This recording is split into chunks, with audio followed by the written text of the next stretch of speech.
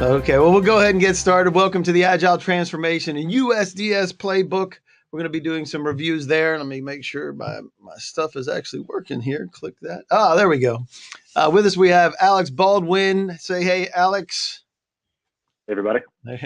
There's Alex and Scott Barnes as Hello, well. everyone.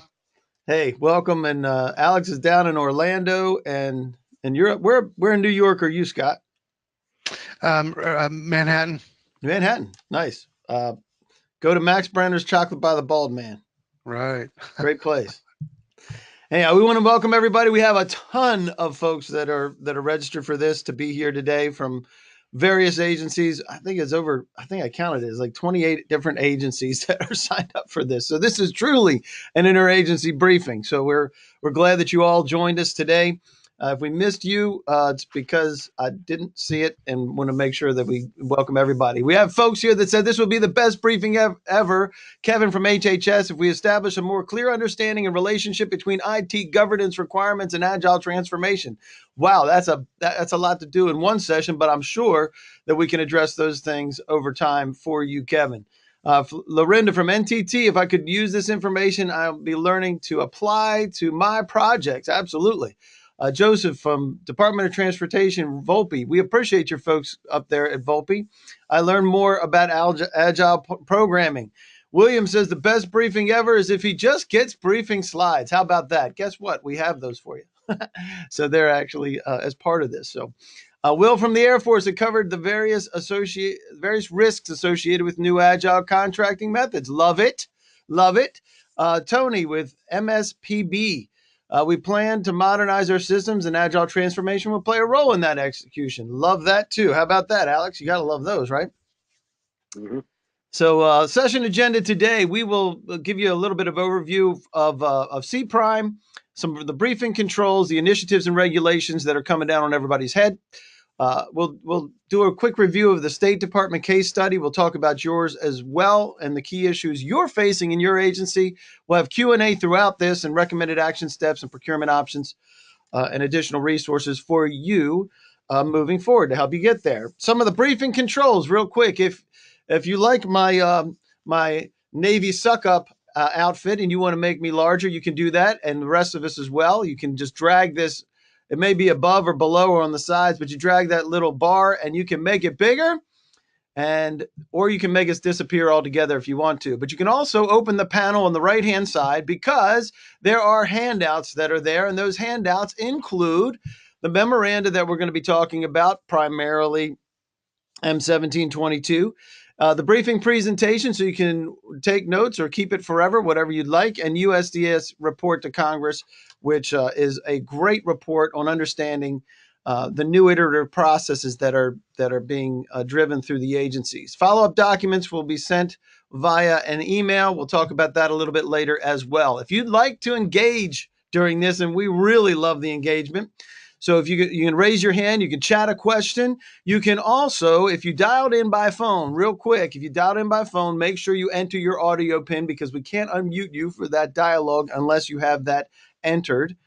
And then finally, you can send emails to govsupport@cprime.com, which will be available throughout the presentation. And we will do our best to make sure we answer your questions throughout this. A quick disclaimer, this is not affiliated or endorsed by the USDS or any other agency. It's provided you, the audience, for informational purposes only. All participation in this briefing is voluntary, and engagement by government personnel is not an indication or endorsement of purchase from any vendor.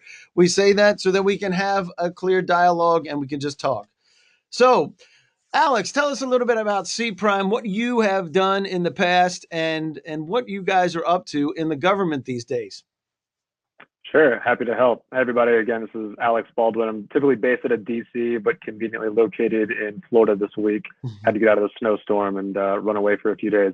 But our company's been around since 2003. Collectively, we've gone through a number of acquisitions and a lot of different mergers that have allowed our company to grow to a tremendous size. So we're a large business that has a number of affiliations with small businesses, whether that be 8A, small business set-asides, HubZone, what have you. We have the partnerships available. We're out of San Francisco, but like Scott had mentioned, he's currently in Manhattan. I'm typically in DC, so we're all over the place. A lot of our main focus areas is going to be agile transformations, whether that's a full-scale agile transformation, doing minor trainings, or helping teams just become more effective with their process development, and then being able to help with that product enhancement through a suite of partners that we have as well. And so we were lucky enough to be one of the few members that were selected to participate in the DHS Seed BPA that was announced and I believe closed back in October of last year. And so currently we hold our GSA Schedule 70 contract where we're able to provide training, program support, as well as the consulting from the Atlassian tools, again, agile coaching, transformation assistance. So that's the quick and easy of who we are at C Prime. Excellent. We appreciate that. And thanks for being here to help with this because it is it's an interesting world, right? So we want to make sure that we really appreciate you guys taking the time to help with this agile transformation, just understanding it. So so we're going to do some polls throughout this, and let us know where you guys stand. You have a project that requires agile methodology. You can click as many as you want. I think I'm interested in learning more about agile best practices. I'm in procurement and will be contracting for agile, or my boss made me come. So there you go. And there's no shame in that, right, guys? And we Not have at a all. bunch of folks that I know are coming in via phone because of some of the challenges in coming in on this. So I know we'll include as many of you as we can. So we'll give you another 5, 4, 3, 2. You can do it. You can do it. I know you can. There we go. Awesome. So here's what we got. And it does add, so you can choose more than one, obviously. So there you go. So we appreciate, especially the people that your boss made you come. Appreciate you coming anyway. But we appreciate you guys being here. So love that. So some of the things we're talking about revolve around executive orders or other initiatives that come down on both sides of the house, right? Procurement as well as the program side, to be able to facilitate some of these changes through that are required by your agencies, right? So we have the hiring freeze, which is great for everybody, right? It's like got more work, and we'll talk more about doing more with less. Obviously, that's an important component. The reorg. Then we have, like I mentioned earlier, M1722, which deals with the government-wide reform plan. It's incorporated into the 2019 budget. It has a management agenda and priority goals, agenda reform, agency reform, as well as human capital plans. And a lot of these things all weave together that require us to take a look at how we're doing our performance, measuring our performance differently, and maximizing our performance. So you're talking about maximizing employee performance. And I'm not going to read all this stuff, but you're talking about delivery models, streamlining your reporting, and then really one of the key pieces is identifying where you have duplicate efforts that are happening in your agencies and being able to pull those things together. And Agile is a great way to help to understand this and the processes to get to where we want to go. And ideally, we want to take a look at what really works in the agencies. And that's why we're going to be talking about Department of State in just a few minutes, to leverage those wins, especially the quick wins, and then being able to disperse that throughout the other federal agencies. And again, the objective, doing more with less. And this is something that we've heard over and over again as we've talked with folks out in the federal space. So the questions that we have, if you're talking about M1722, if you're not familiar with it, maybe it's just understanding the impact on your organization, developing improvement plans. That's all part of the process. Providing effectiveness of those improvements, being able to show how you're measuring those, and developing the requirements of RFPs if on the procurement side, or is it a matter of the budget? So let us know what your issues are with being able to meet those demands for doing more with less. Let us know how that works, and we'll give you another 5, 4, 3. You can do it. I know you can. And we're just about there. One more, maybe. And all right. So here we go. Here's what everybody's looking at here. Here's what their issues are with them. This is great because we have that provided to you as part of the handout, so you can take a look at that, and we'll make sure that we address the things that you need, especially when it comes to developing requirements for RFPs. Hopefully we can help with that as well. What we're going to be talking about, in fact, I was communicating back and forth with the former CIO of the U.S., Tony Scott, yesterday about this. I was hoping he could join us. He's on a plane to Japan, actually. So, but it was founded in 2014, and it has grown into 2,000 plus strong, really pulling great experts, policy experts, digital experts from across the spectrum here into the into DC, and they've written a great playbook that deals with how to handle these transformations. And play number 4 happens to be build the service using Agile and iterative practices. So with Agile, how many folks out there have experience with Agile, or is this kind of your entree into this? Are you brand new to Agile? And this is great, and we absolutely need this one to help with us understand where we're going to go with this, right, Scott? That's right. Yeah, we need to know where you guys are. You have several folks that have that are brand new. And take a look at this. We can't even accept anymore. And this is what it looks like. It's 100%. So we have folks that are in various flavors. This is great news, right? That's great news, right, Scott? Good to know. Yeah, that's excellent. Awesome. So for the folks that are new, let's give a high-level overview of what Agile is, and then we'll dive down into a case study, and then we'll take kind of get this opened up for some questions and answers. Sound like a plan? That's great. Yeah. So for those of you who are new, or some of those who have some of the experience, this will be um, not new to you. So Agile really has a lot of nuances to it.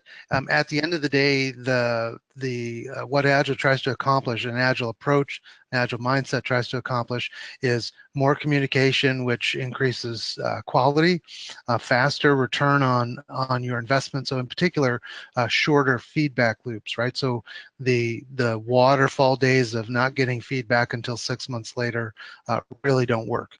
We need to know sooner. This is specifically a risk reducer when we get feedback sooner, so we know when there's going to be a problem much more rapidly. The other is predictability. Agile approach to planning and managing and estimating really creates repeatable, predictable metrics that really helps when it comes to predicting the future, right? So when you start talking about demand and capacity, all of those things I just talked about actually increase the ability to predict project performance, and you get hard metrics with Agile projects that actually show you exactly where you're at. Revised time to market, things like that. The other is there's a tremendous focus on delivering value, not just cranking the wheel and doing work, right? So if it's not value added, business value added, we don't want to do it. The last and probably one of the key focuses is on quality of our interactions, quality of the work product, quality of the criteria, all of the things that really lead to more predictable outcomes on projects. And those predictable outcomes help management understand exactly where they are in the process, right? That's right. You know exactly where you are at every step, as well as you understand as time goes on, any sort of unknowns become less unknown. Mm-hmm. And we all know how every project that we contract for or responsible for delivering always runs smoothly. So there you go. So let's talk about Department of State. You guys worked in the Human Resources Executive Office. Tell us about that as a project, some of the potholes that you guys discovered, and some of the ways that you came through that and got the agency to where they needed to go. Who wants it? Hold on a second. My audio not There you go. cooperating. Now you're back. There you go. Yeah. All right. I swear, technology is getting worse and worse as I try to. It's a beautiful thing, right? So yeah. So as far as the Department of State, we worked with the human resources. Uh-oh. You keep cutting out. Hold on a second. That's good. There you go. Now it's back. All You're right. cutting back. All You're right. cutting in and out. I'm not sure what's happening there. All right. Sorry, everybody. So as far as the work we've done in the past, and Scott, if I cut out again, I might have to hand the baton over to you. But we did get an initial 20 million ceiling out of this project to. Yep, he's gone again. May want to recharge his Bluetooths. Scott, you want to handle this a little bit while he's rebooting his audio? I just heard him. Try again, Alex. All right, I'm gonna just yell into my computer and hope There you go. It starts to work a little better. All right, are you all able to hear me? Sorry about this. All right, go ahead. That's better. Right. At least it's coming. Perfect. All right. So as far as the work we've done, obviously the notes that are on the screen, just talking about it's a classified environment. There are larger implications throughout the agency itself, just being one of those environments in which they have cleared sessions, they have back office areas where we don't have access, and we have to figure out how do we make a transformation happen with both the front of the office and back of the office, if you will. Nice. So looking at some of those challenges, they needed support initially with an agile transformation within the entire branch of the DOS, specifically the human resource side of the executive office for that classified environment. There are multiple programs, multiple systems in which there were issues that had conflicting resolutions. So we had to get better access to those tools, more visibility from organizational individuals from the team level, the program, and all the way to the portfolio side, just looking at it from that breakdown, and being able to have predictability within the system itself of what was being done, how was it being done, and then who was supposed to be doing it. So some of the solutions that we implemented was just working with that team, working with an expertise of the senior Agile coach that we had, who was a cleared individual. They provided guidance and mentoring through the executive leadership level down to the development level and project team to implement a solid foundation as well as the methodology, just to ensure there's an accurate and more complete documentation process as defined by the PMO requirements. So we were able to train those leaders. We were able to get those nuanced aspects of the organizational transformations in place with Agile, and that includes just a stronger emphasis on the psychology of and strategic leadership for this project. When tacking down on that training, it looked at helping decision makers link strategy with decentralized execution, using metrics to enable a high level of transparency and fact-based decision making to focus on achieving business outcomes, as well as working across those departments and staffs to keep everyone having deeper and more productive conversations. And you mentioned something about the psychology of the process. Can you dive into that for just a sec? As far as the overall organizational psychology and strategic leadership, it's mainly changing the mindset. And that's a major milestone of Agile. A lot of teams think that plugging in a tool like Jira or like Rally, which is now becoming something of Brocade's sad stepson, if you will, it's going to become it's not a silver bullet. And so we have to change the way people think about processes. Just as Scott mentioned, that the old ways of having 6-month releases or 1-year releases has to go by the wayside to be more productive and to stay more effective within your own development process. Absolutely. And to your point, it is so much more about buy-in and gaining that from all the way throughout the organization, right? Exactly. Yep. Each level has to be involved, and each level has to be brought into what's happening within the organization. So over the course of time, what was the course of time of your engagement here with the Department of State? And so, Scott, correct me if I'm wrong, but it was set for 4 years, and it's still an ongoing venture for our team. So just like within iterative development, it's never truly done, if you will. We do have some things that we're continuously changing for the organization and being brought back in for. But what we've been able to measure as a result so far is we have better objectives for the team. They're clear, they're measurable, they're defined, and everyone, as you mentioned, is on board from not just the team level, but all the way up to the organizational side of leadership. And so giving the team the structure as well as parameters in which they should do work that makes sense for their organization, we were able to establish that. Just like with any tool configuration that we have to do, Agile is very simply, there's a framework in place, but we have to adjust the way people work just based on the way that the organization operates. Because not every leadership team is going to react the same way to certain changes. So we have to be mindful of that. And so that's where we had to really sit down with them to understand what success criteria looks like for DOS and how we were going to implement that.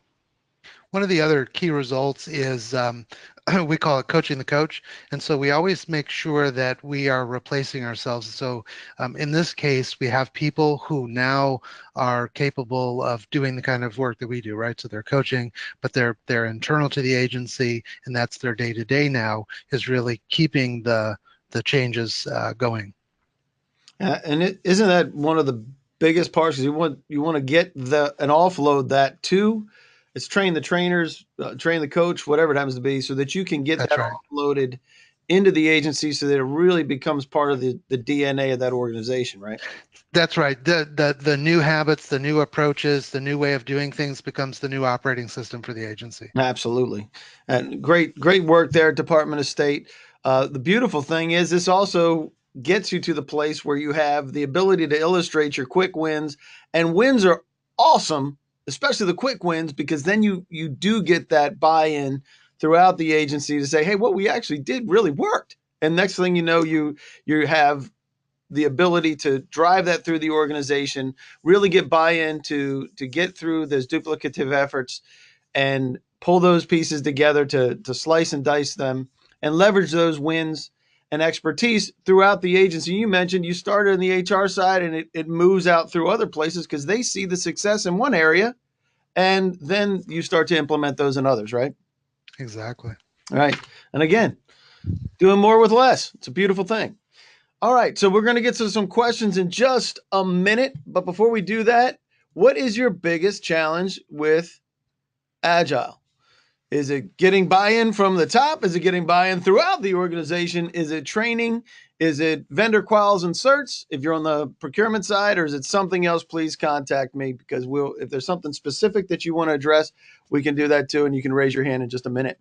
But let us know where you are, and I appreciate you guys paying attention and being on the point. We're almost at 100%, almost. We're almost there. Give you another 3, 2, 1, and boom. Almost got it. Almost got everybody there. But here's what we have. Let me share this with you. So does this look any way out of line with what you normally see out there, Scott? No, this is right in line, and in fact, it's a crazy world out there. So the vendor quals and certs, the getting buy-in, they all kind of go together, and it's crazy world out there. Yeah, it is. So great. We kind of anticipated that that's what it was going to be like. So now we're going to open it up to questions. If you have any questions, you can raise your hand. That's a little hand with the arrow on it, doodah thing on the side. You can email us at govsupport@cprime.com, or you can text us in there and just send us that. So I have several questions so far. Here we go. How do I define the right tools? Some people like Jira, some others Rally, and someone mentioned version 1 from Christopher. What do you have to say about that? And what is Jira, Rally, and version 1? What are those things? Yeah, so I'll just jump in real quick. So they all have pluses and minuses. A lot depends on level of integration, tooling support, existing experience, right? So it wouldn't make sense to pull out something if you've got a lot of experience with something already. But a lot has to do with configuration, support, licensing costs. Yeah, and and certainly to piggyback off of that, these are to be treated not as a silver bullet. A lot of teams look at these as being, oh, cool, I plugged in Jira, now I'm Agile. Not necessarily the case. So you have to make sure that the tool is developed around the process that is most effective for your team.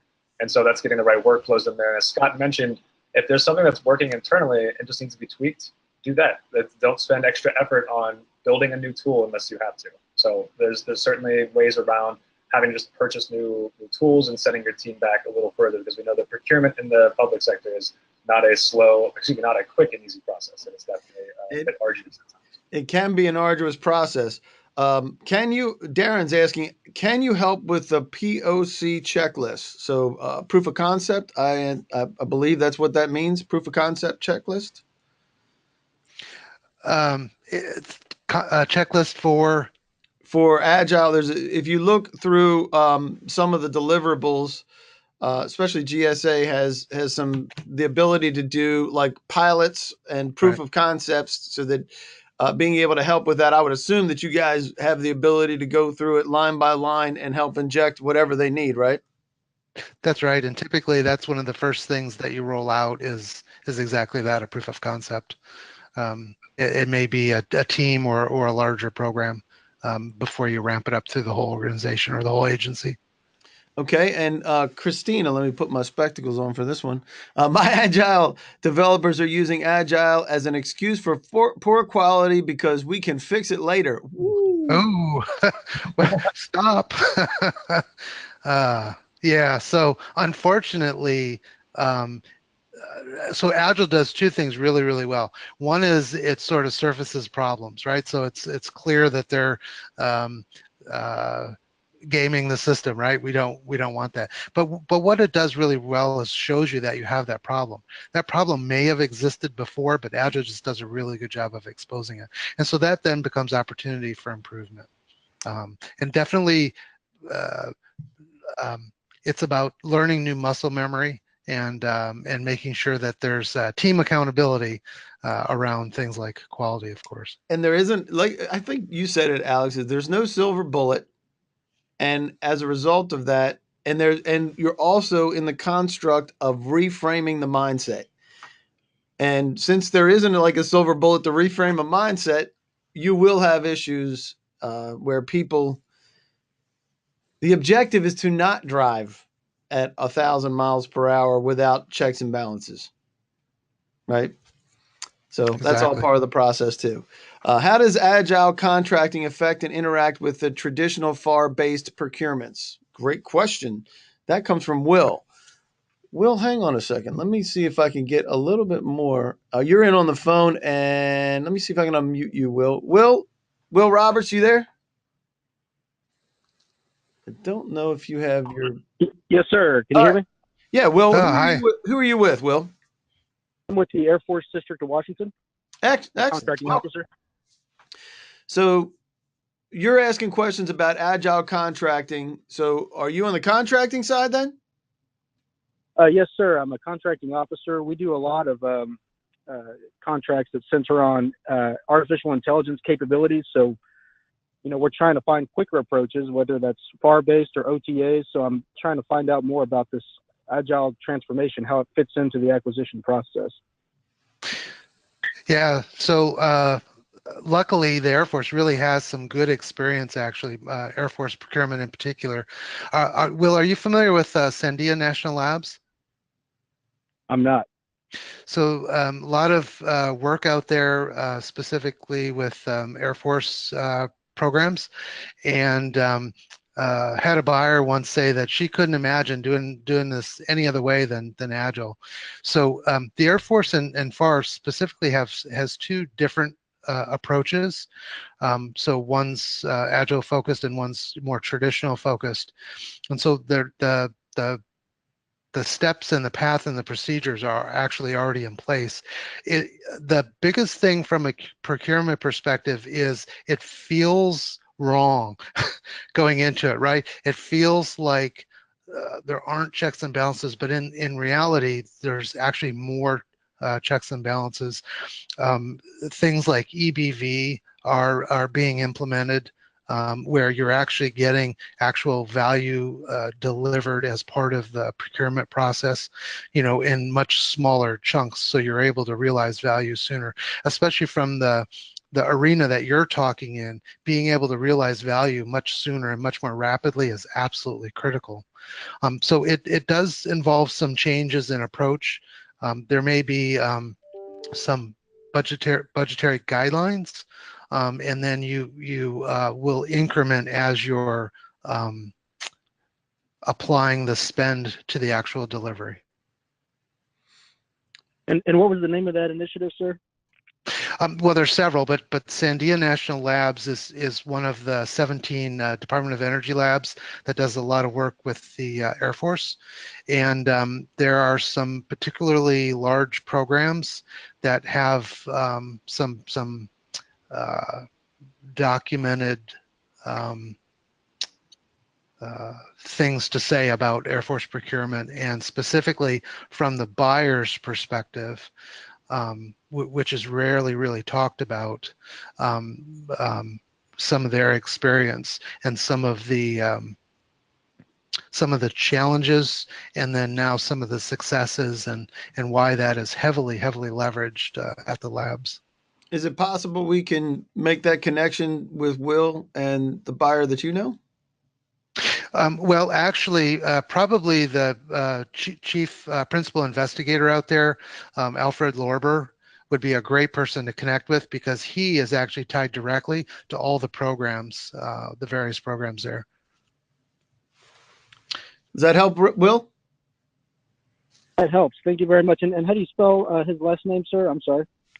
Lorber, Alfred Lorber. He is one of the lab's chief principal investigators that is responsible also for the Agile deployment and working with these programs to transition. Excellent. Great. I'll reach out to him. Thank you. Yep, and we'll You bet. make sure you get that contact information too, Will. Okay? Thank you very much. You bet. Excellent. Love it, love it, love it. So a couple more questions. Can you provide a case study in healthcare from Kevin? Have you worked in healthcare at all? Just a little. Yeah, so we work with a couple different aspects of healthcare. So insurance companies, medical device companies, and then as well ancillary organizations that support the industry. Awesome. Yeah, and in fact, when it comes to a change management approach, we actually look at a lot of the change management studies that have been done in the healthcare industry, because they're really important when it comes to people's behaviors and outcomes. Super. So you do have there, and have you done a Salesforce integration? If so, what are some of the issues you have run across? From John. We have done a Salesforce integration. So we are, the new adage is we drink from our own champagne, if you will. So we use Salesforce ourselves, and we integrated it into our own process of development, because we have a custom development shop available for our team to use, because we have 27 different applications on the Atlassian Marketplace to date. I believe that we're working on number 28 and 29 now. But we had to integrate our Jira Service Desk with our Jira as well as with Salesforce. So we've practiced what we've preached there, but we've helped a number of organizations do the same thing, because they wanted to continue using the streamlined process that's in place with Salesforce and be able to integrate it with the tool suite that works best for them. Excellent. And can you provide a sample scope of work for a software development project from Eric? It probably needs a little bit more definition, Eric. Yeah, I mean, they can be anything from, a couple months to a couple years. So yeah, we would need a little more clarification. Work on that. Jen says, please send me your capabilities. We will work on that. And Richard says, you guys need to be on the GSA Agile BPA. Hey, we were just talking about that this morning. Where are we, Alex? Or indeed the recompete. Yeah, there's a recompete coming out, so you got your work cut out for that. But other than that, if you have any more questions, let us know. I'm going to check the emails in just a moment, and but we will continue to get you what you need. When do you anticipate that you will have an Agile transformation requirement? We know that some folks right away. We already know that from your questions coming in, but then there's folks that we didn't get those questions from. So either now Q3 is not that far off, is it, gentlemen? I just realized we needed to add a yesterday. Yesterday.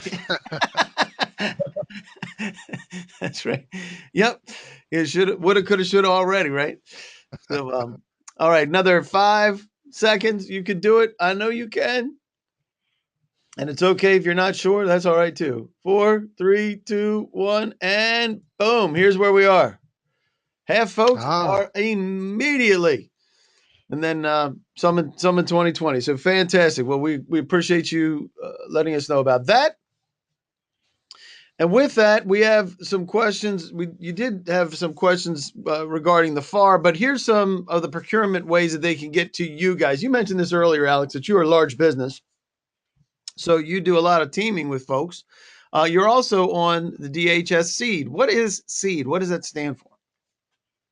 Of course, yeah, Scott. I'm gonna pitch it over to you, as I know that you've had a bit more interaction with the team over there from the BPA standpoint of what we've done proactively with Seed.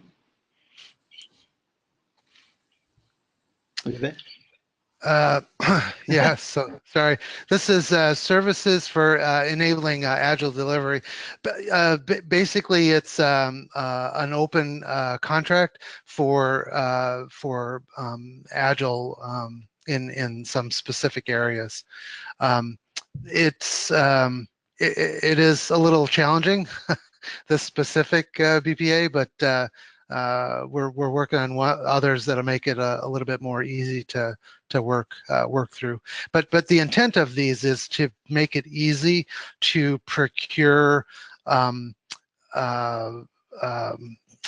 agile service providers, and that's what this one does specific to DHS. Early on, 18A had a lot of experience with gathering together, a list of vendors that could just go do this work, and that's what Seed's intent is. Excellent, and that's throughout DHS. So there's folks that can purchase off of that as well. And if they would like to get to you, we mentioned it earlier, you have small business partners, 8A, woman-owned, service disabled, hub zone. It's just you guys know how the game is and the requirements there for that. Speaking of GSA and 18F and USDS, here we have some of the resources that are available to you. You can go to usds.gov. The playbook is right there. You can read throughout that. You can also access USDS directly. GSA also has a tech guide that you can reach out to. There's some of the pieces here from dealing with the USDS playbook, and also their own guides for agile development within that organization. If you're with the VA, you have some that are associated with just VA and USCIS,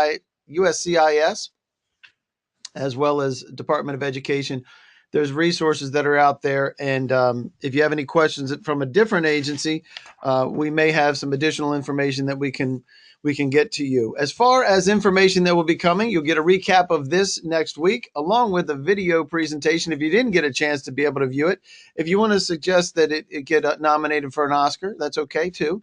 But we'll get the session docs to you. The PowerPoint is already included, but any of the presentation video and the Q&A, as well as any of the requested information that we get via email and or any of the communications that we've had. We'll do our best to be able to get that out to you guys. We want to make sure that we get any last minute questions. If you have those, pop up your hand or shoot it into the text. But other than that, here is the contact information.